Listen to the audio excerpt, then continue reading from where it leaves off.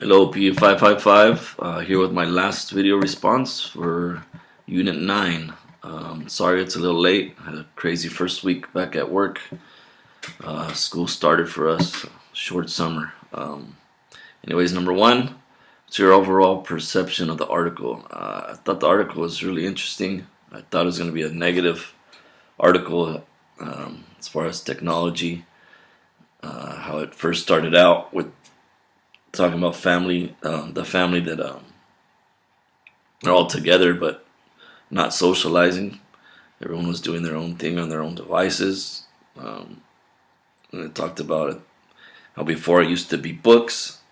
Everyone was reading and not socializing.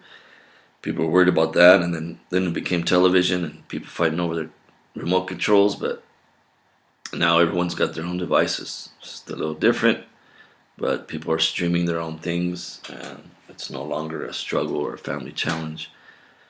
So I think they make some good points because people are actually in the same room, at least, not like before. Like one of the guys mentioned that before his wife would be upstairs reading a book and he was downstairs watching TV, but now he said they spend like 80% more time together because now they have their iPads and they're in the same room at least.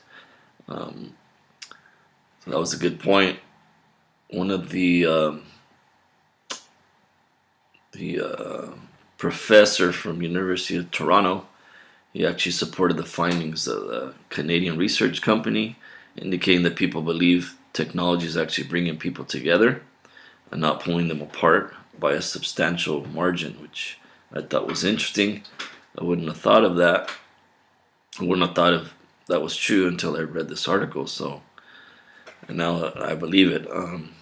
At the end of the article, it talked about how sometimes it was an effort or a forced moment bringing the family together by having like text-free Sundays or something like that.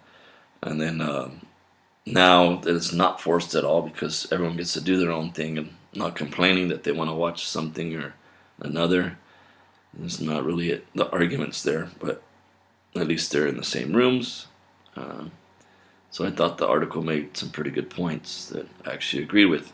Number two, how does the time spent online on your iPhone or even checking email impact the amount of time spent with family and friends?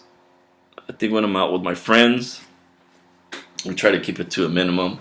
But if somebody's on their phone, we're telling them get off your phone. You're on the phone too much. One of the things we do, I know a lot of people do, is they put their phone in the middle at dinner, and whoever touches it first has to pay for it. We used to do that, but it's kind of evolved to, because everyone ends up wanting to get on their phone, but whoever does get on their phone at the end, when the bill comes, people that did touch their phones during dinner, we end up spinning one of the phones or something we could spin, and whoever it lands on has to pay. So if you don't touch your phone at all during dinner, then you're kind of out of the picture for that, which has actually been working pretty good and kind of fun sometimes, especially if you don't touch your phone. You don't have to pay for dinner. Some other things, let's see. I think actually like Facebook, things like that, I think are actually kind of, could be negative, but sometimes they're positive thing because sometimes they're a point of conversation when we're talking about like old mutual friends, kind of catch up, know what's going on in people's lives, and point that out to our other friends. So I think that's kind of a positive. And then seeing jokes and videos and stuff like that on Facebook. For the most part, as far as technology goes, I try to wait till I get home to get on Facebook or email, anything like that. But at the same time, I got my phone, and if I get an email, I can just read them, but I don't really reply usually till I get home. If I'm on a date or something, definitely try to stay off the phone. But let's see, number three, how do you balance your time spent usually using technology and family?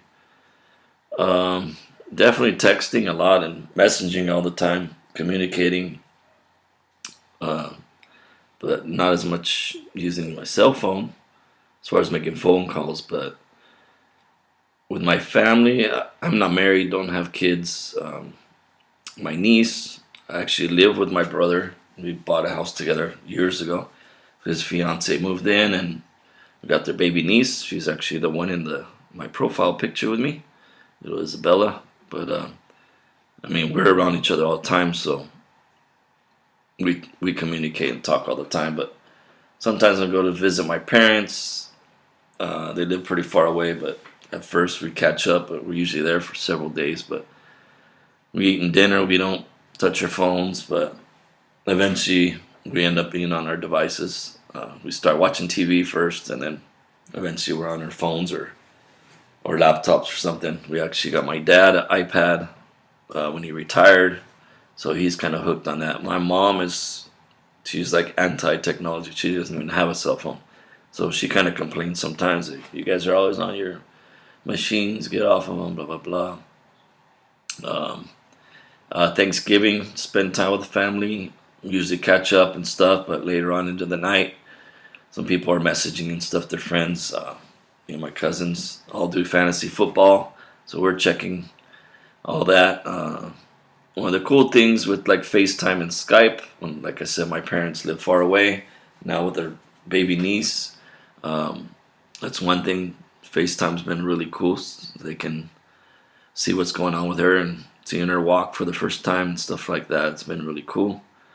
But I think that's about it. Thank you all. It's been a pleasure learning alongside you all and from you all.